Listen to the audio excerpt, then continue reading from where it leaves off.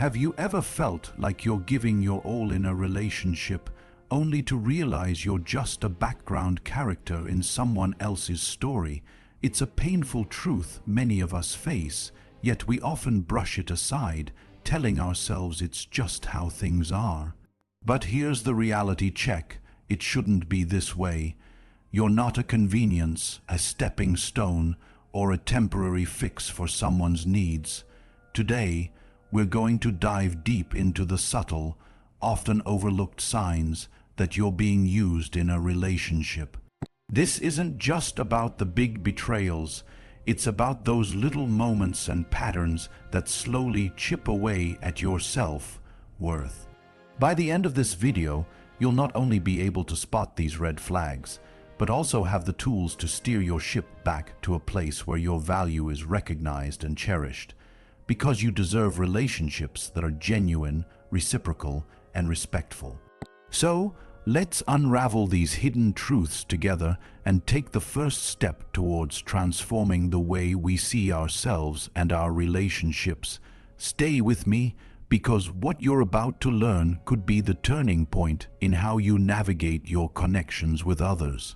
Before we dive in, I urge you to hit the like button, share this with someone who needs to hear it, and subscribe for more eye-opening content. And remember, watching the whole video without skipping is key to getting the full picture and making a meaningful change in your relationships. First signal 1. Sided effort examined. 1. Sided effort in relationships is a phenomenon most of us have encountered, where we find ourselves always being the giver, the supporter, the one who's constantly reaching out. This disparity, where one person consistently makes more effort than the other, can leave you feeling unappreciated and emotionally drained. It's like you're rowing a boat alone while the other person is just along for the ride. This situation brings to mind a powerful quote from the Stoic philosopher Seneca, who said, "We are more often frightened than hurt, and we suffer more from imagination than from reality." Sometimes we might ignore this imbalance out of fear of losing the relationship, even when it's causing us more harm than good. The one-sided effort is a clear indicator of an unbalanced relationship. Marcus Aurelius, the Roman emperor and a Stoic philosopher, once remarked, "Never value anything as profitable to your character that forces you to break your promise, to lose your self-respect, to hate, suspect, curse, act the hypocrite, desire things that require walls and curtains." This is particularly relevant when we consider the dynamics of a one-sided relationship. If you find yourself compromising your values, your dignity, and your peace of mind to maintain a relationship, it's worth questioning its value in your life. In such relationships, you're the one making all the plans, initiating communication, and often making excuses for the other person's lack of effort. This continuous give and take imbalance can lead to a buildup of resentment and a sense of loneliness, even when you're technically not alone. As the Greek philosopher Epictetus said, "We have 2 ears and 1 mouth, so that we can listen twice as much as we speak." In a one-sided relationship, you might find yourself doing all the talking with very little active listening or engagement from the other party. In the realm of Western psychology, this imbalance is recognized as a potential source of emotional distress.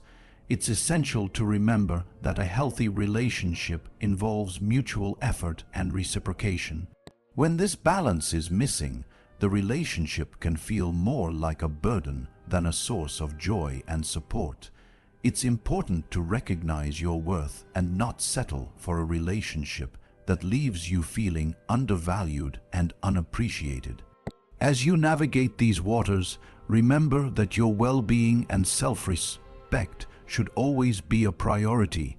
Recognizing and addressing the issue of one-sided effort is a crucial step toward healthier, more fulfilling relationships. Second signal, selective availability highlighted. Selective availability in relationships is a telling sign where the dynamics are skewed, heavily in favor of one party.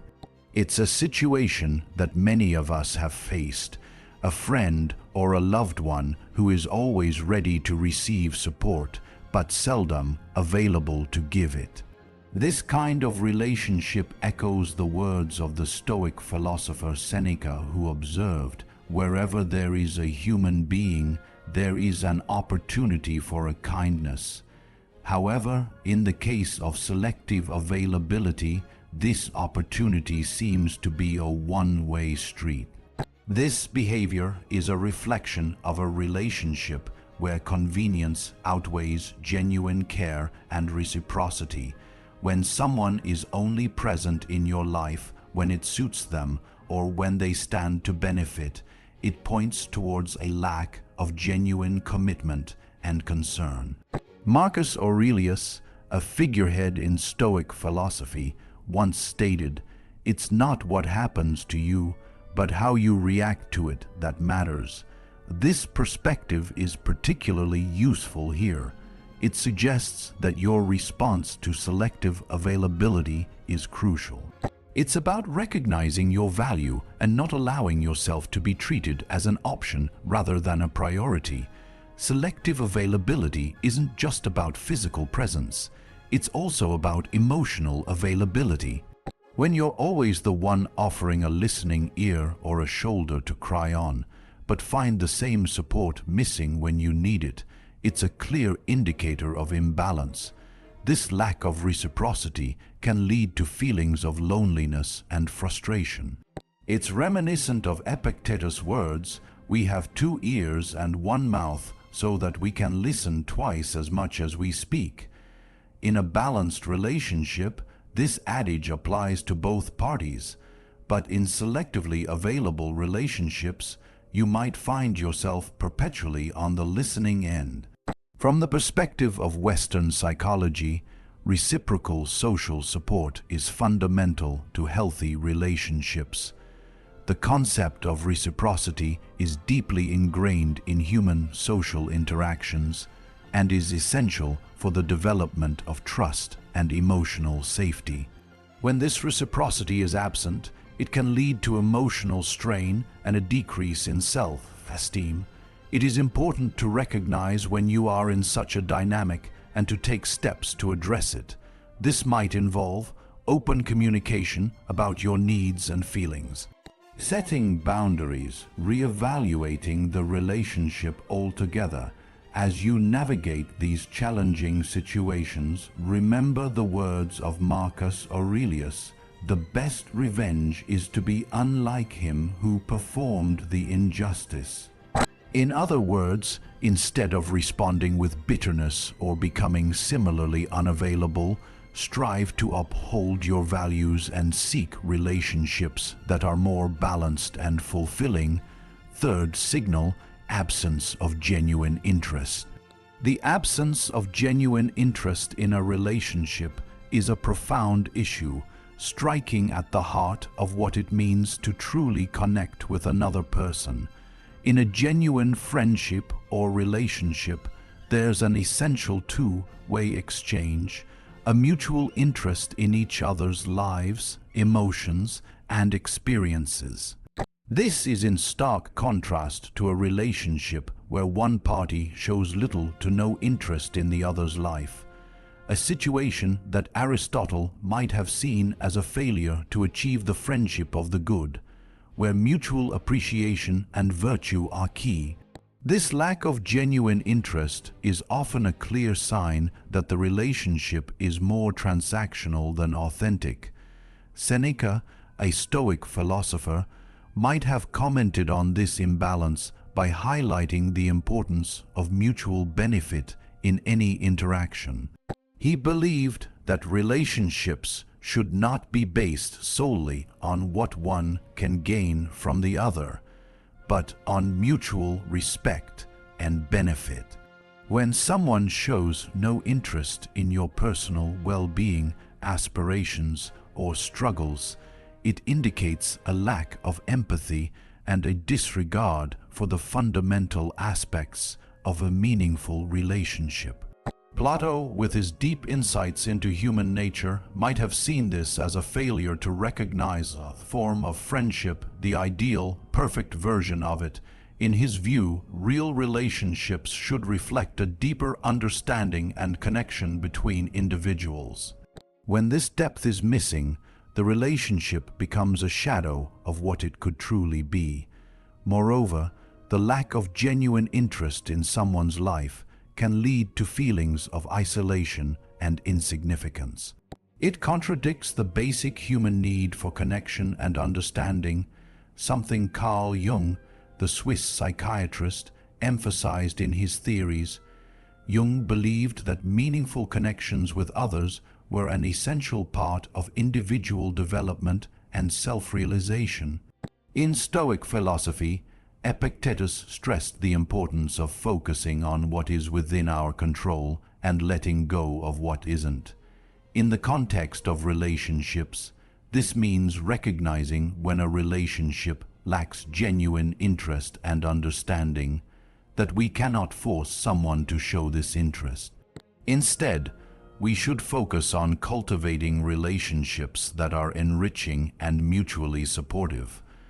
Socrates, known for his method of deep questioning, might have encouraged us to question the nature of our relationships continually.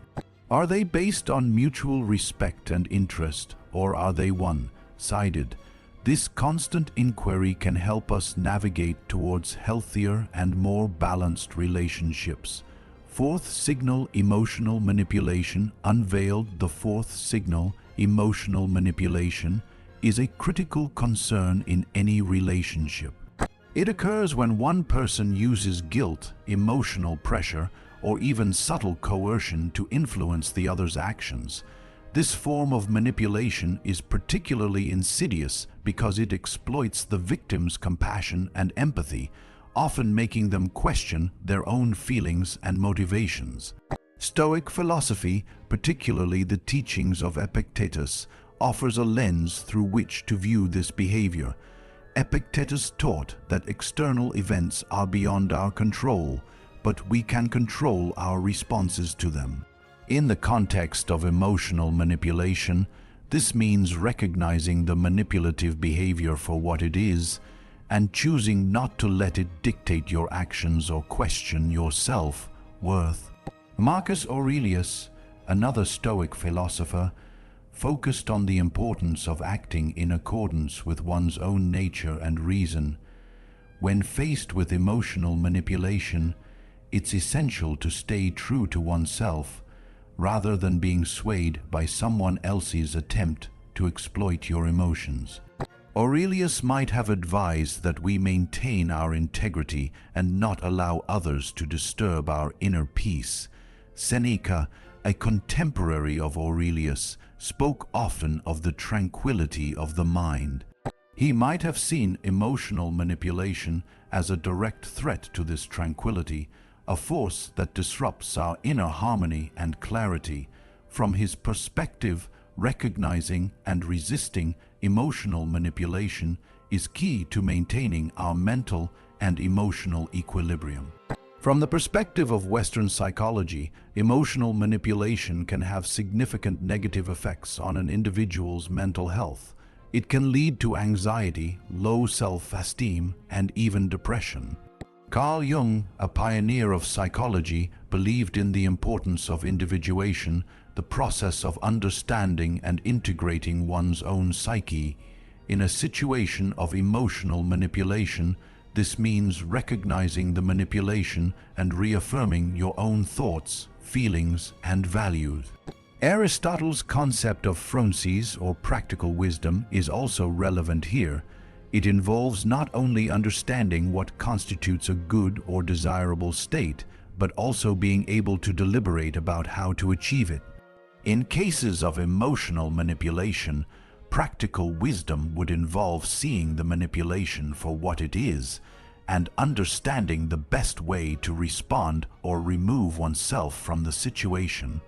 Plato might have viewed emotional manipulation as a corruption of the soul, a force that distorts truth and reality. In his dialogues, he often explored the idea of justice and truth, and emotional manipulation would likely have been the fifth signal of a problematic relationship is the disregard for boundaries, a situation where one party is antithetical to these ideals in his view. Fifth signal, disregard for boundaries, the fifth signal of a problematic, consistently oversteps or ignores the limits set by the other. This lack of respect for personal boundaries can manifest in various ways, constantly changing plans, expecting you to be always available, dismissing your needs and preferences. This behavior is not only disrespectful, but also detrimental to the foundation of any healthy relationship. In the realm of Stoic philosophy, the teachings of Marcus Aurelius offer valuable insight into this issue. Aurelius emphasized the importance of respecting oneself and others. He believed in the dignity of each individual and the need to honor that dignity in our interactions. From his perspective, allowing someone to repeatedly disregard your boundaries is inconsistent with maintaining self-respect and personal integrity. Similarly, Seneca, another Stoic philosopher, spoke about the balance between self-preservation and the duties we owe to others. He would likely view the disrespect of boundaries as a violation of this balance. In a healthy relationship, there should be a mutual respect for each other's time, space, and individuality. When these are continuously disregarded, the relationship becomes one-sided and harmful. Epictetus, known for his teachings on the control of one's own responses and actions, would advise individuals in such situations to remember that their reactions and boundaries are within their control. He would likely encourage a person to assert and maintain their boundaries firmly, reminding them that while we cannot control the actions of others, we can control how we respond and uphold our own limits. From a psychological perspective, Carl Jung's concept of individuation involves understanding and integrating various aspects of oneself. Respecting and asserting one's boundaries is a crucial part of this process.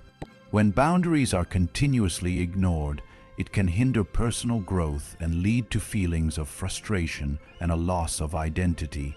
Aristotle's notion of the golden mean, the desirable middle ground between two extremes, can also be applied to the concept of boundaries. In any relationship, there should be a balance between flexibility and firmness. A complete disregard for boundaries represents an extreme that disrupts this balance, leading to an unhealthy dynamic. The sixth signal is superficial connection exposed. This is characterized by interactions that lack depth and emotional engagement, where conversations and shared experiences barely scratch the surface of what true connection entails. This type of relationship is marked by a persistent shallowness, where even after spending considerable time together, the parties involved don't truly know each other on a deeper, more meaningful level. From a Stoic perspective, Epictetus might comment on this by emphasizing the importance of genuine interactions in our lives. He believed that the essence of our relationships should be based on truth and sincerity. When a relationship remains superficial, it fails to align with these Stoic values of authenticity and meaningful connection. Marcus Aurelius, another Stoic philosopher, often spoke about the depth of human relations and the importance of true companionship. He would likely view a superficial connection as a missed opportunity to forge a bond that contributes to personal growth and mutual understanding. Aurelius might encourage individuals to seek relationships that go beyond the surface, ones that challenge and enrich both parties. Seneca, known for his insights into human nature, might see superficial connections as a reflection of a lack of commitment to the betterment of oneself and others. In his view, relationships should serve as a means to improve ourselves and contribute positively to the lives of others. A relationship that remains at a superficial level does not fulfill this purpose and is thus lacking in the qualities that Seneca valued. In the realm of Western philosophy, Aristotle's concept of friendship based on virtue and mutual respect contrasts sharply with superficial connections. According to Aristotle, the highest form of friendship is that which is based on the mutual appreciation of the virtues of the other person and is not merely about pleasure or utility. Superficial relationships devoid of this depth do not meet Aristotle's criteria for true friendship. Plato might have conceptualized superficial connections as relationships that fail to reach the world of forms. His idea of the highest and most fundamental kind of reality. In Plato's view, a relationship that doesn't strive to understand and connect with the true essence of the individuals involved is limited and unfulfilling. Carl Jung, a Swiss psychiatrist, emphasized the importance of deep, meaningful connections in his theory of individuation, the process of self-realization. Jung would likely see superficial connections as barriers to achieving this self-realization, as they do not allow for the depth of interaction necessary for individuals to fully understand and integrate different aspects of their personalities. Seventh signal absence in your tough times. The seventh and a deeply telling signal of a problematic relationship is the noticeable absence during tough times. Genuine friendships and relationships are tested and proven not in moments of convenience, but in times of challenge and adversity. When a person you consider a friend or a partner is conspicuously absent during your periods of struggle or hardship, it speaks volumes about their investment and commitment to the relationship. Stoic philosophy, with its focus on virtue, resilience, and the nature of human relationships, offers valuable insights into this issue. Epictetus, a prominent Stoic philosopher, believed in the importance of enduring hardships with a sense of stoicism and grace. However, he also recognized the value of support and companionship in overcoming life's challenges. In the context of a friend's absence in tough times, Epictetus might remind us that while we cannot control others' actions, we can control our response, including reevaluating the relationship and seeking support elsewhere. Marcus Aurelius, known for his meditations on life and duty, would likely see the absence of a friend in hard times as a failure in the duty of friendship. For Aurelius, the essence of any relationship was based on mutual support and understanding. The absence when you are most vulnerable contradicts the very principles of mutual respect and empathy that he valued. Seneca, another Stoic thinker, wrote extensively about the trials of life and the role of friends in easing our burdens. He might view a friend's absence in tough times as a lack of true friendship, which he believed should be based on a foundation of mutual support and understanding. For Seneca, enduring hardship is a part of life, but enduring it alone when you have sought the support of friends indicates a relationship lacking in genuine care and solidarity. From a Western philosophical perspective, Aristotle's concept of friendship involves mutual goodwill and shared values. In his view, a friend who is absent during your struggles fails to meet these criteria of true friendship. Aristotle believed that such friendships, based on utility or pleasure, are less enduring and lack the depth and commitment of virtuous friendships. Plato might see this absence as indicative of a relationship that lacks the ideal form of friendship, one that is based on a deeper understanding and connection between souls. For Plato, true friends are those who remain present and supportive, especially during life's challenges. Carl Jung, in his exploration of the human psyche, emphasized the importance of deep, meaningful connections in achieving personal growth and self-actualization. The absence of a friend during difficult times can be detrimental to this process, depriving individuals of the emotional support and understanding necessary for overcoming personal struggles. As we come to the end of our journey today, remember this: the value of your relationships is not measured by the ease of time shared,